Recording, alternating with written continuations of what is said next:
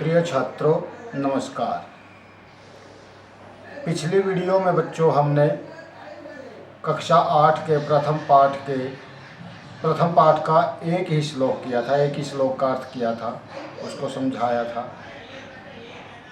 आज हम उससे आगे दूसरा और समय बचा तो तीसरा श्लोक भी हम आज करेंगे।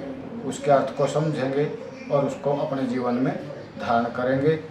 अब हम आज का पहला यानी पाठ का दूसरा श्लोक समझने की कोशिश करेंगे। सभी बच्चे ध्यान लगा करके सुने। साहित्य संगीत कला विहीन साक्षात पशु पुच्छ विषाणहीन तृणम न खादनापि जीवमानः तद्भागधेयं परमं पशूनाम। अर्थात बच्चों, हमारे पहले पाठ में सुभाषित यानी हमने अच्छी बातों का जिक्र किया है। सुभाषित यानी अनमोल वचन। उन अनमोल वचनों में एक प्रेरक प्रश्न, एक प्रेरक श्लोक या एक अनमोल वचन हम पिछली वीडियो में आपको बता चुके हैं। आपने उसको कॉपी पे भी लिख लिया होगा और जीवन में भी धारण कर लिया होगा। आज हम दूसरा अनमोल वचन जिसका अर्थ है और साहित्य संगीत कला विहीन यानी हीन, जिस मनुष्य के पास ये चीज़ें नहीं है। क्या क्या? साहित्य यानी ज्ञान, साहित्य का पढ़ने का, लिखने का, समझने का, सोचने का। संगीत यानी संगीत का ज्ञान। कला किसी प्रकार की प्रतिभा, किसी प्रकार की विधा या किसी प्रकार की कला नहीं है। यानी साहित्य संगीत कला विहीन है।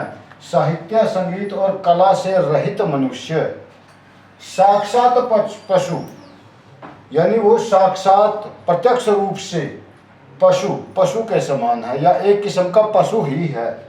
कैसा पशु? पुच्छ विषाणहीन है यानी पूंछ और सींगों से रहित, यानी जिसके सिर पे सींग नहीं है या मतलब जिसकी पूंछ नहीं है, ऐसा यानी पूंछ और सींग न होते हुए भी वो पशु के समान है, यानी पशु ही है। जिस मनुष्य के पास साहित्य संगीत कला नहीं है या जो मनुष्य साहित्य संगीत और कला से रहित है, वो सींग और पूंछ न होते हुए भी एक पशु के समान है या एक पशु है।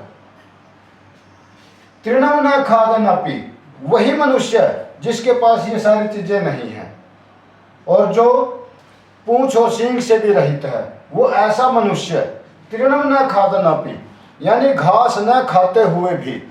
तृणम यानी घास, खादनापि न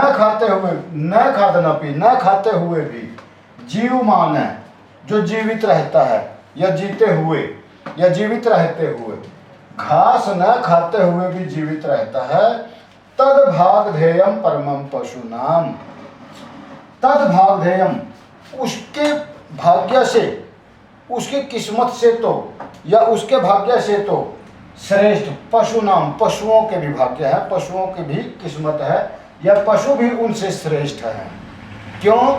क्योंकि एक मनुष्य होते हुए जिसके पास कुदरत का या प्रकृति का दिया हुआ सब कुछ है, बुद्धि है, वाक यंत्र है, चलने फिरने की शक्ति है, सोचने समझने की शक्ति है, जो एक मतलब इस धरती के ऊपर परमात्मा की सबसे श्रेष्ठ कृति है, अगर वो अपनी प्रकृति के अनुरूप इन चीज़ों से या ऐसी प्रतिभाओं से वो वंचित रहता है तो वो एक किस्म का पशु ही है। क्योंकि वो जैसे पशु घास और फूस जो खाते हैं, लेकिन वो अपनी प्रकृति के अनुरूप तो करते हैं। पशु जो होते हैं वो इस धरती पर 4 टांगों वाले, पूंछों वाले, सींगों वाले, ऐसी उनकी आकृति होती है। लेकिन परमात्मा ने उनको बोलने की, समझने की, सोचने की शक्ति नहीं दी है, इसीलिए वो इस धरती पर घास खाते हुए विचरण करते रहते हैं। तो लेकिन उस मनुष्य से तो उनका भी जीवन श्रेष्ठ है। क्यों? क्योंकि वो अपनी प्रकृति के अनुरूप तो कार्य कर रहे हैं, जैसे उनकी प्रकृति है वो वैसा ही कार्य कर रहे हैं। उनकी प्रकृति घास खाने की या घास खा रहे हैं, उनकी प्रकृति में सींग और पूंछ हैं उनके शरीर में, तो उनके पास वो है। लेकिन एक मनुष्य होते हुए, जिसकी प्रकृति मनुष्य की है, मानव की है, और वो होते हुए भी अगर उसके पास अपनी ये चीजें नहीं है जिसका वो पूर्णतः भागी है, या पूर्णतः मतलब उनका क्या शब्द, मतलब पूर्णतः उनका हकदार है, फिर भी वो उनसे हीन है, तो ऐसे जो मनुष्य हैं वो उन पशुओं से भी गिरे हुए हैं। यानी उनसे तो वो पशु भी श्रेष्ठ हैं जो अपने प्रकृति के अनुरूप तो कार्य करते हैं, लेकिन वो मनुष्य ऐसा जो इन चीज़ों से, साहित्य संगीत कला से जो रहित है, जिसके रंग मनुष्य के जीवन में ना कोई राग है, रंग है, ना कोई उसके पास ज्ञान है, ना कोई विधा है, ना कोई जीने का कोई तरीका है, तो वो यानी उसका हर प्रकार से जो मानव कहलाने के लायक ही नहीं है, तो वो तो उन पशुओं से भी गिरा हुआ है। तो हो सकता है आप बच्चों को ये बात समझ आई होगी। कहने का मेरा मतलब क्या है कि भाई हमें मानव जीवन में रहते हुए अगर हमें मनुष्य जीवन मिला है तो हमें इन चीज़ों को आत्मसात करके अपने जीवन में अपना करके और अपने जीवन को सार्थक बनाना चाहिए। अब हम इस श्लोक का अर्थ लिखेंगे। साहित्य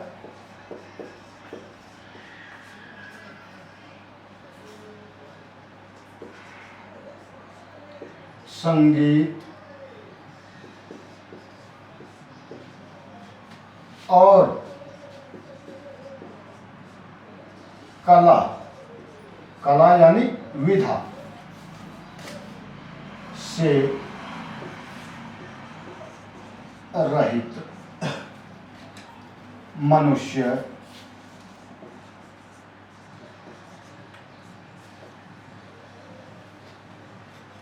पुच्छ विषाणहीन है। पूंछ और सींगों से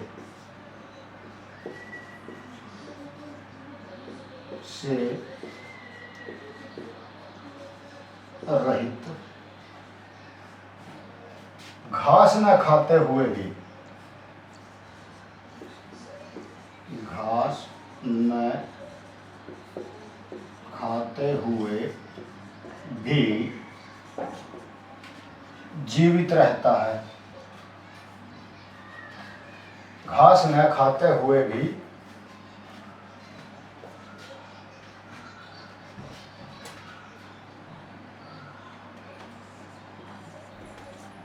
पशु के समान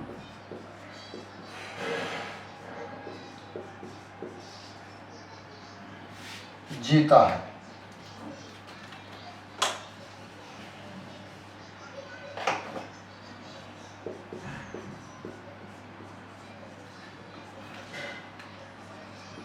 उससे श्रेष्ठ तो पशु हैं जो अपनी प्रकृति के अनुरूप आचरण करते हैं।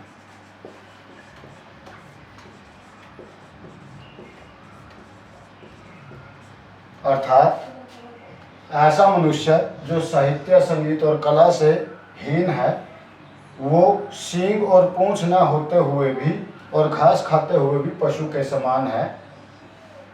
उससे श्रेष्ठ तो पशु भी हैं जो अपनी प्रकृति के अनुरूप अपन आचरण करते हैं। इसलिए मनुष्य को भी अपनी प्रकृति के अनुरूप ही आचरण करना चाहिए। तो बच्चों, ये श्लोक का अर्थ है। आपको इसको अपनी कॉपी पे उतारना है और अगला श्लोक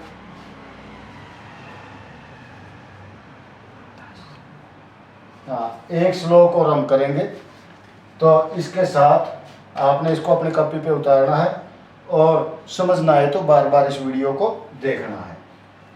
तो इसके साथ ही अगला श्लोक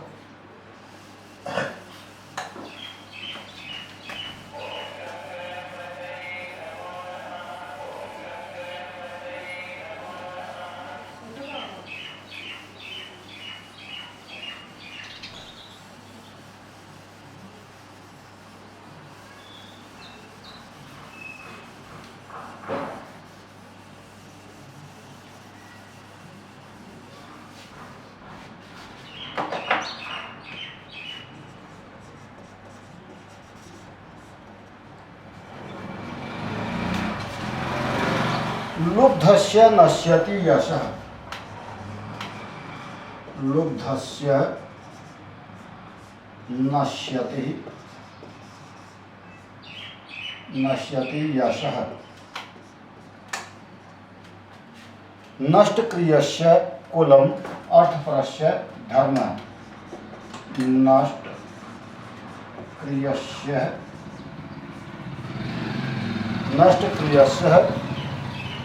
कुलम अर्थस्य धर्म। विद्याफलम व्यसनिनः।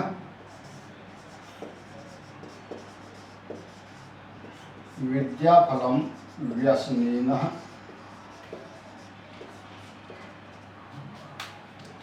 कृपणस्य सौख्यम। कृपणस्य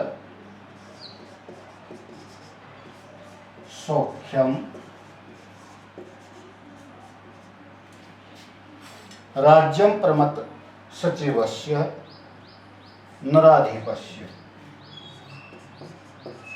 राज्यं प्रमत्त सचिवस्य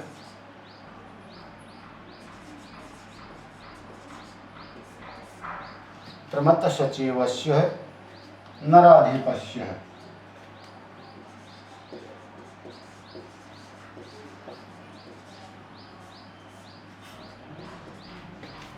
अर्थात लुब्धस्य नश्यति यशः। लुब्धस्य, लुब्ध कौन होता है? लालची।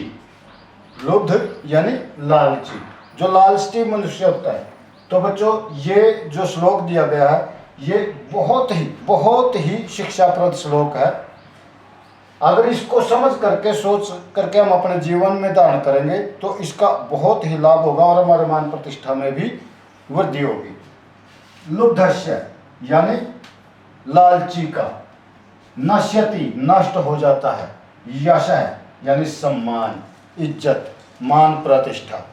जो आदमी लालची होता है उस आदमी का यश नष्ट हो जाता है, उस आदमी का मान सम्मान समाज में नहीं रहता है। नष्ट क्रियस्य कुलम, और जो निकम्मा होता है, नष्ट क्रिया से यानी जिसकी क्रियाएं, जिसके काम नष्ट हो जाते हैं, या जो मतलब कर्महीन होता है, जो कर्म से दूर चला जाता है, उसका कुल नष्ट हो जाता है।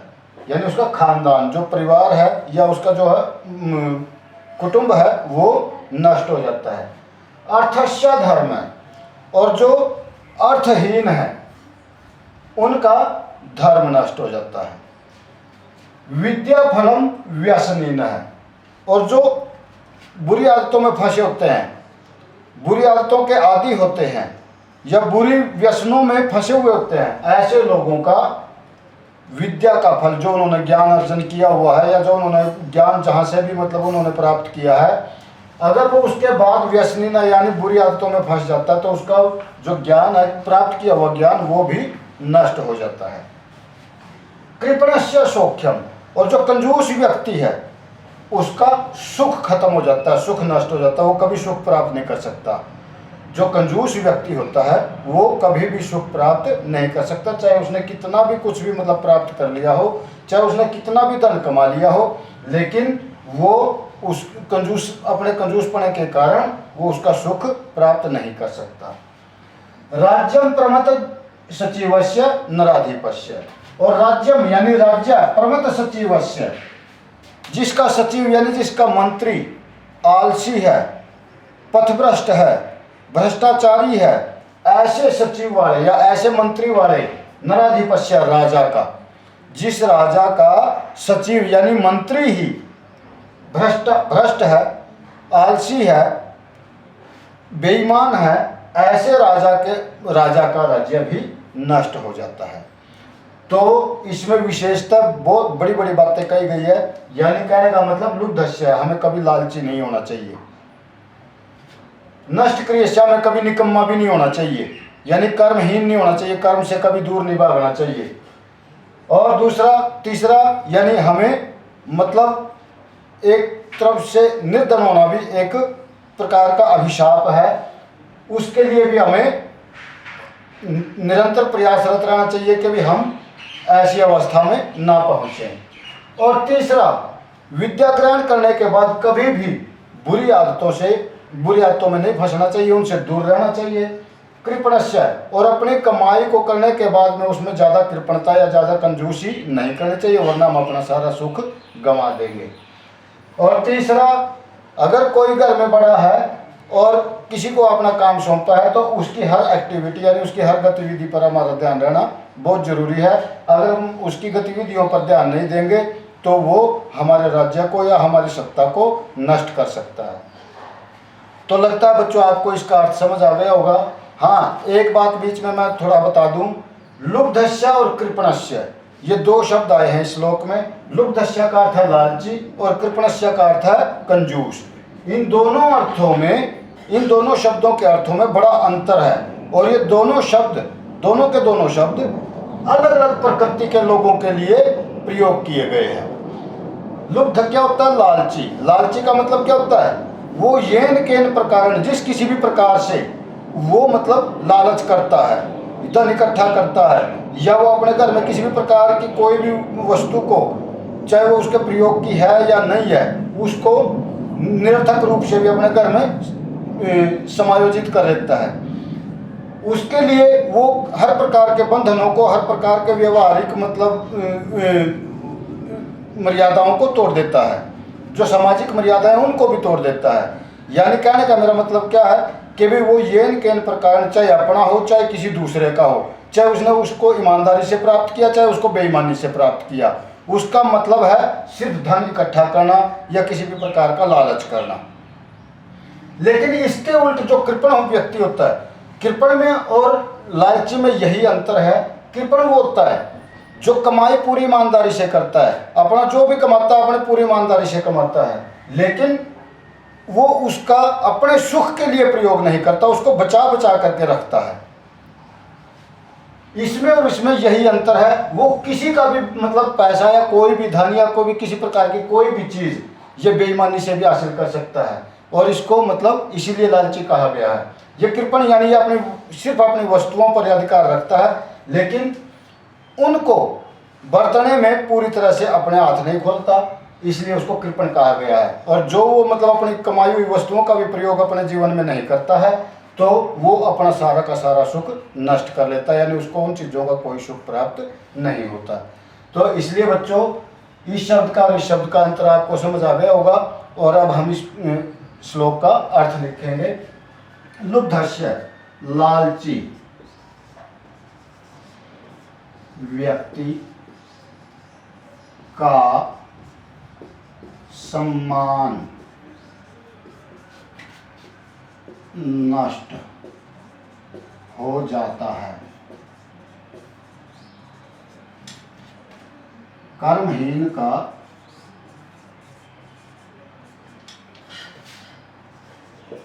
कुल और निर्धन का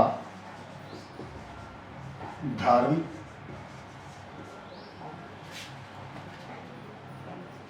और व्यसनी में बुरी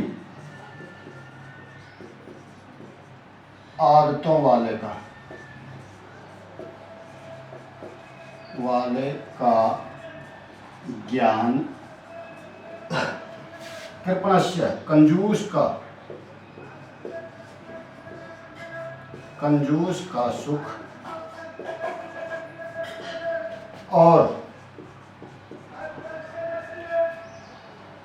प्रमत्त सचिवस्य, प्रमत्त यानी आलसी